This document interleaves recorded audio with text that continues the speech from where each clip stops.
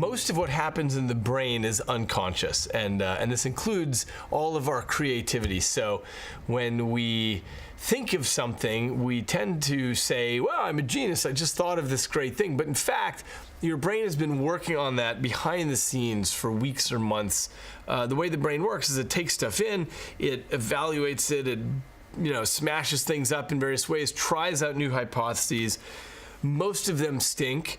And then occasionally there's one that might work, as in, oh, if I blended this with this idea, I get this new thing out of it. And those tend to rise to conscious perception, where you say, oh, I just thought of something. But in fact, your brain's been working on it for a long time. When it comes to consciousness, it still might be a stinky idea.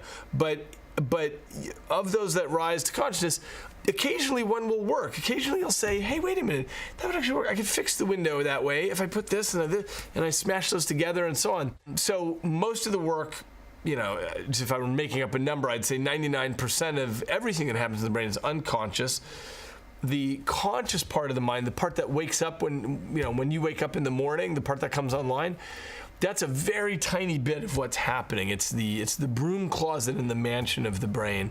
And so that only gets the last little bit. But the important part, therefore, for us as a creative species is to make sure that we're absorbing the world, to make sure that we're taking in the world all the time, even if we're not doing something with it consciously, by going around and eating the world around us.